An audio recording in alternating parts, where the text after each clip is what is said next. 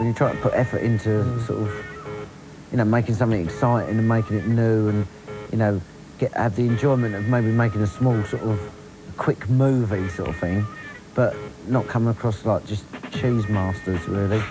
You know, you want to stay cool and, you know, you don't want to look back on it and think that it's not cool. From character acting to powerful performance, Poison was the tune mixing deep bass sounds and dark drum beats into a rhythmical remedy that brought Maxim to the forefront of the band. Maxim really wanted to become, at that point, much more of a sort of, he wanted to get on the vocal tip much more. You know, he kind of didn't want to be just an MC. And so we were messing around with vocals, and that track helped him develop into what he does now, you know. It was good because I just felt like it represented me more, you know. You know, I got the Poison, I got the remedy, pulsating rhythmical remedy, came from my head. I got the poison, I got the remedy, I got the pulsating rhythmical remedy. I got the poison, I got the remedy, I got the pulsating rhythmical remedy. I got the poison, I got the remedy, I got the pulsating rhythmical remedy. I got the poison, I got the remedy, I got the pressure. If I haven't got a microphone in my hand, I'm not 100% comfortable. You know, you give me a microphone and I'm comfortable. And that's what I'm about. It sums up what we do best, really, just the performance side. It's like you know, it's had quite a live feel about it, and that's what I'm into, really. I'm into that whole thing. Coming up in part 2 of the show, how Keith got that haircut, live from Red Square, and the story of Firestarter, only in the Essential Prodigy.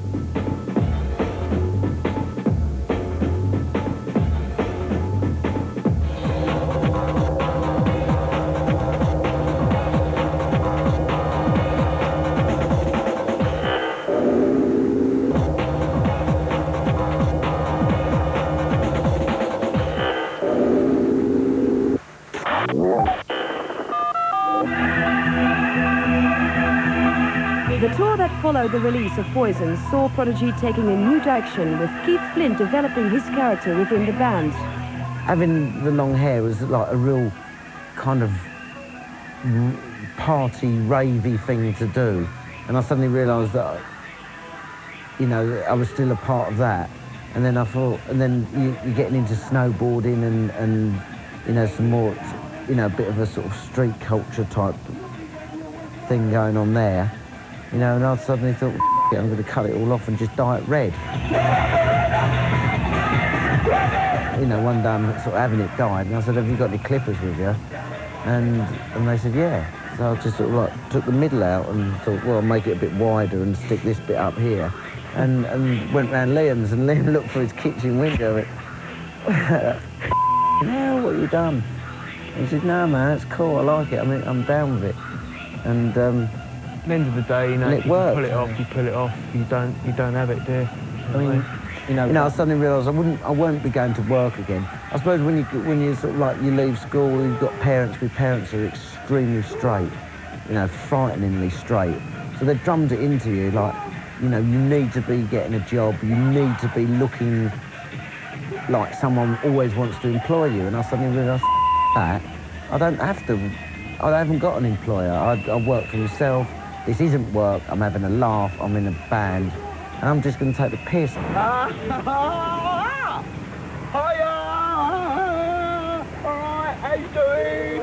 MTV Music Awards! Look, now I've lost the others! Where am I going? Everyone's gone, I don't know where they're going.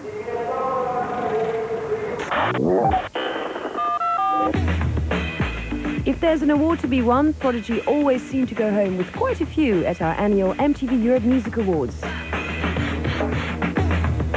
you go, Prodigy. How you feel? Woo! Totally ecstatic.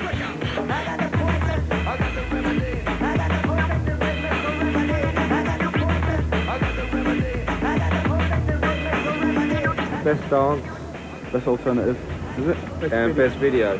Yeah, so that was really nice. Everyone knows you're lucky if you get it 3 times in one night. The only reason we come to the awards is because it's voted for by the people.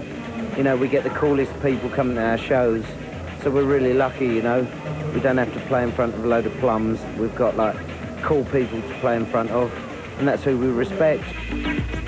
It wasn't voted by the people, then it was more industry type of thing. We probably wouldn't be here. So. Well, we wouldn't. We definitely wouldn't be here. Well, I might be because it's free drink. So.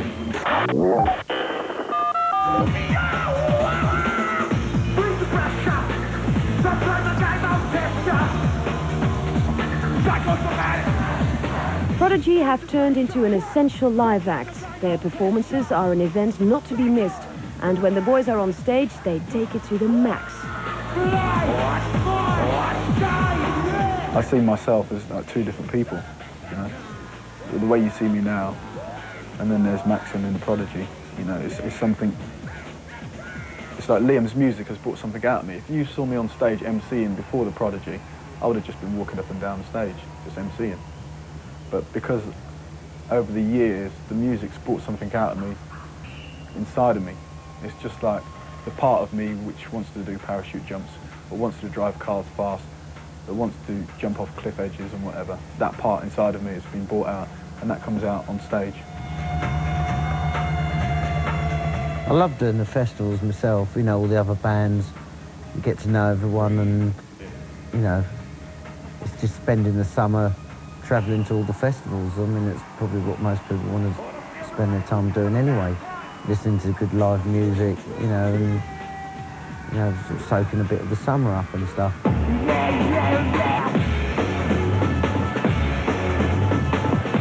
From the summer to the winter and the ice-cold city of Moscow for a very special show, live from Red Square.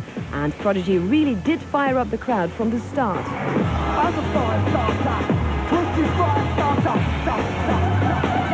I remember there was like 2 sets of barriers because there were so many people there. They kind of had obviously the front of the stage, and then so many thousands of people, and then another barrier. And you know, on this barrier there was like lines of sort of military police or soldier or something going on there, and they're like literally sort of bashing kids, telling them to get down and stuff.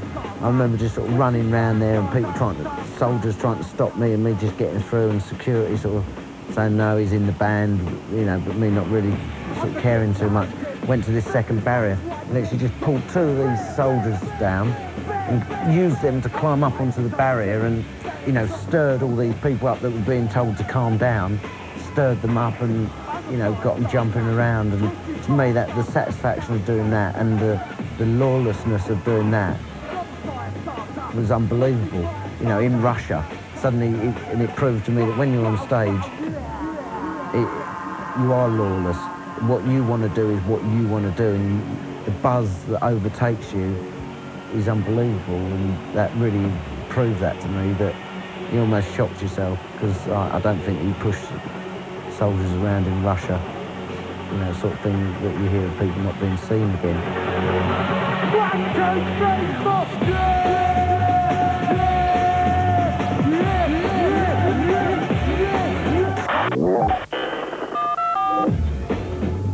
When Prodigy released Firestarter, it was the tune that took them to #1 around the world. That's not bad for something that was just an experiment.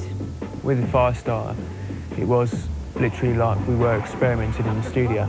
I'd written the instrumental to be the first instrumental on the Fat of the Land, you know, just as a starting point, you know. And I said to Keith, I'll come round, I've got this little instrumental I'm working on at the moment. And he heard it and was like, I'd really like to have a go at doing some vocals on this track. I can get a good vibe out of this track. It's kind of doing the right things for me, you know. And then I wanted to try it, just to experiment and see what happened, and just took it from there, really. But not everyone loved the video, and angry parents called TV stations saying that Keith was scary. The scary thing, I think that is shite, really. You know, I suppose Marilyn Manson's sort of scary, but in a kind of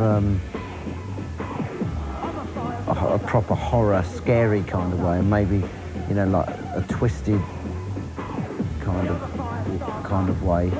But I think that more, you know, I'm not scary.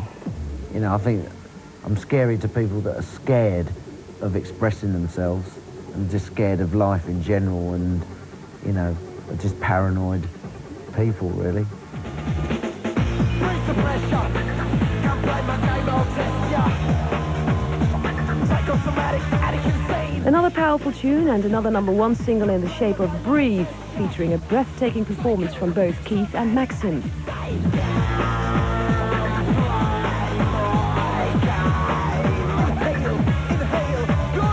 The whole idea behind the tune was me and Keith. It's quite confrontational, you know, and the reason why it works so well in the video is because that's the way it works on stage with us, you know, 90% of the time.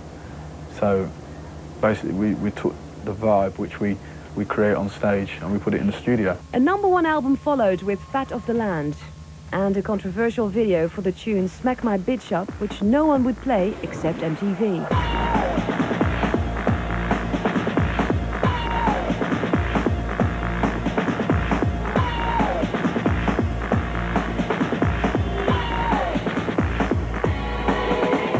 We knew the tune was going to get banned anyway, so why not give a video that's going to get banned as well?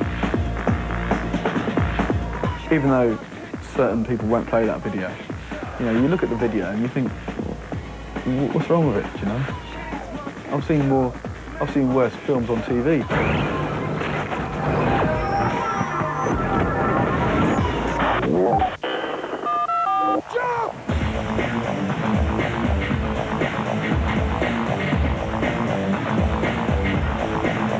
There may not be immediate plans for a new Prodigy album, but fans will have something to look forward to in 1999. Maxim's solo project. It's going to be quite a hard album, you know. It's going to represent me. That's why it's taken so long to do it, really. Because one, getting time to do it, and two, I want it to represent me 100%, you know. There's going to be a few collaborations on it. I'll give you one, which I've done, and that's with Guru from Gangstar. But there's going to be a couple more hip-hop artists on there. Once it comes out, I want people just to listen to it as being me. You know, it's another angle of me, you know, and not. Well, it's not Prodigy, is it? You know, because it's not Prodigy. You know, it's Maxim. I'm not ready to go back into writing another album. I just want to get back to that sort of experimental stage where you can just do what you want and kind of not be under the sort of pressure of having to deliver an album, you know, writing to order. I hate writing to order. You know, I'll just write music because I want to write music now. Oh my God! There's no point in saying, yeah, there's going to be another Prodigy album until I'm excited about doing one. Need and a I'm not, springboard, you know, don't you? I'm not, yeah, like Firestarter was a springboard for the whole Fat of the Land album. You know, I need to just find that, you know, those couple of tracks that lead me on to the rest of the album, you know. And I'm just not, I don't want to do another album at the moment. I don't feel like doing one.